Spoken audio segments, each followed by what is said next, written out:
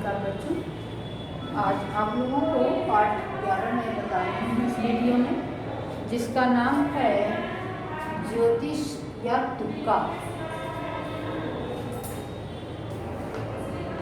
तुक्का ये क्या है बच्चों, पहले आप इसको समझ लीजिए कि जैसे कोई चीज़ एकदम स्पष्ट ना आती हो, फिर भी थोड़ी अपनी बुद्धि से उसे सोच समझ करके उसका जवाब देना या उसके बारे में सोचना, उसका उत्तर देना, तो इसको कहते हैं तुक्का।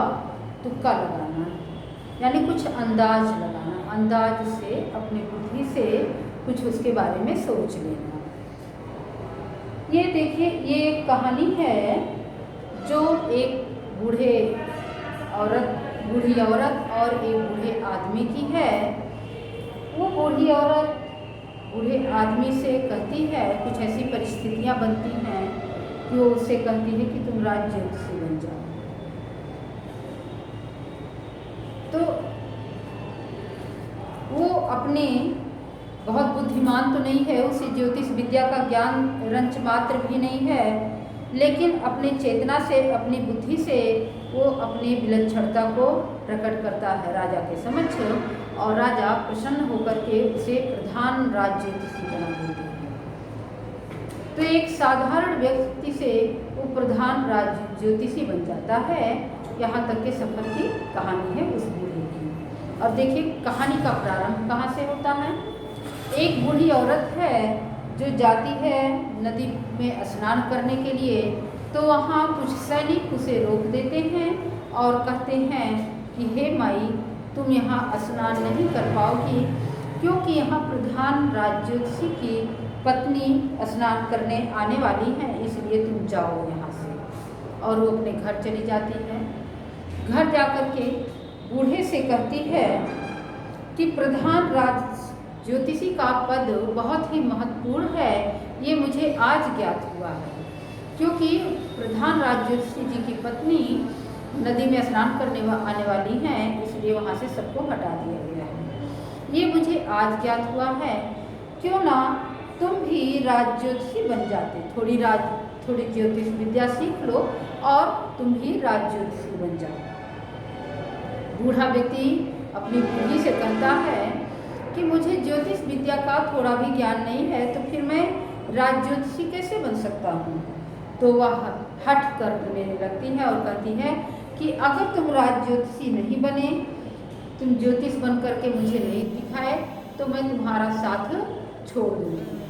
और इस तरह से जब वो हट करती है तो बूढ़ा डर जाता है और वो सोचता है कि अगर ये इस उम्र में मेरा साथ छोड़ देगी तो मुझे 2 वक्त की रोटी कौन बना करके खिलाएगा।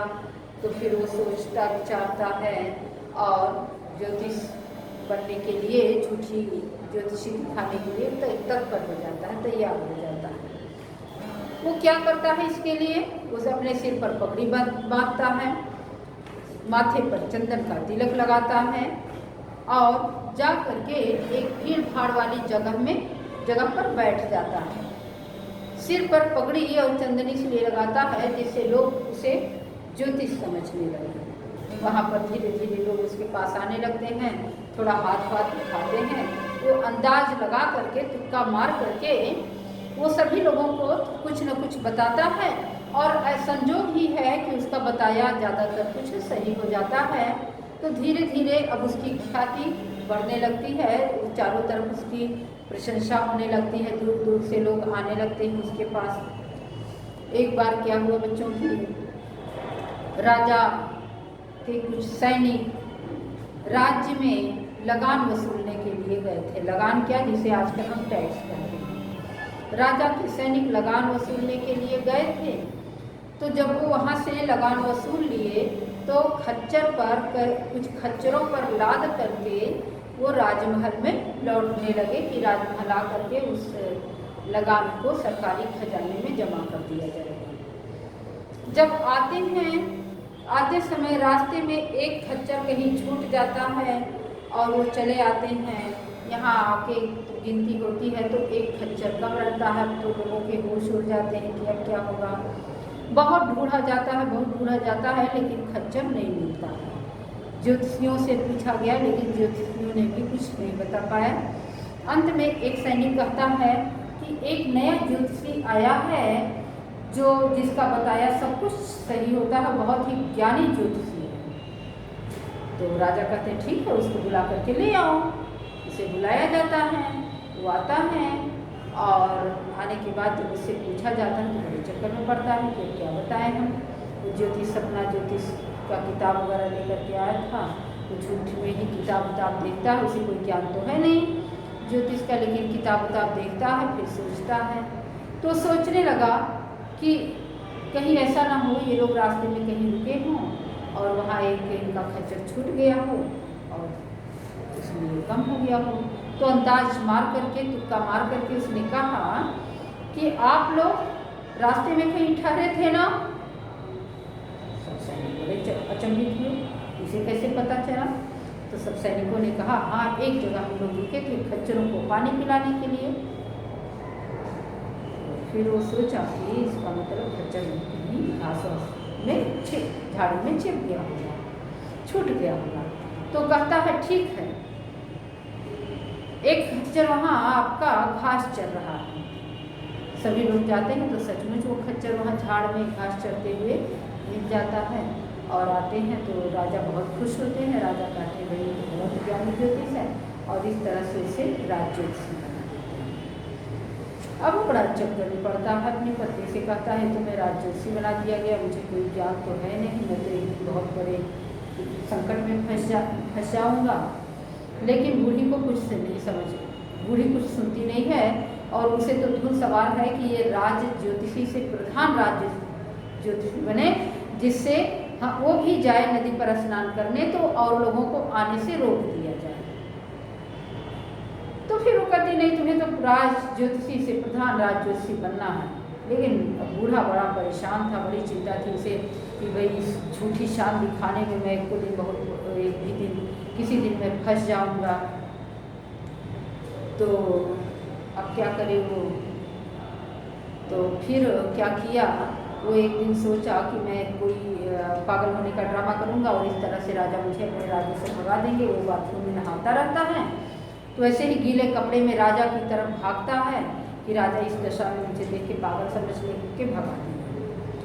तो भागता हुआ राजा के पास जाता है और राजा जहाँ बैठे रहते हैं वहाँ से पकड़ करके खींचते हुए, वो अंडरवियर पहना रहता है उसी में जाता है और राजा को खींचते हुए भीगे कपड़े में ही खींचते हुए राजा को बाहर ले आता है। जैसे ही बाहर आता है तो भूकंप आता है और राजमहल का वो हिस्सा टूट करके गिर जाता है जहाँ पर राजा बैठे हुए थे।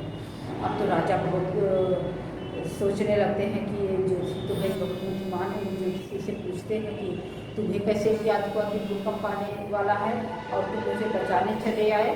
अब तो राज ज्योतिषी सोचता है ये क्या हुआ, मैं तो आया था यहाँ बचने के लिए, पागल बना घोषित कर देंगे मुझे और हटा देंगे तो और भी मैं बुरा फंस गया। तो कहा कि मैं नहा रहा था तभी मुझे आभास हुआ कि भूकंप आने वाला है और जहाँ आप बैठते हैं वो हिस्सा टूटने वाला है, इसलिए मैं दौड़ा भागा इसी कपड़े में लाज हया छोड़ करके चला गया। राजा बहुत खुश होते हैं और फिर उसे प्रधान राज ज्योतिषी बना देते हैं। इस तरह से वो अपनी बुद्धि से, अपने तुक्का लगाने से और एक साधारण व्यक्ति से वो प्रधान राज ज्योतिषी बन गया।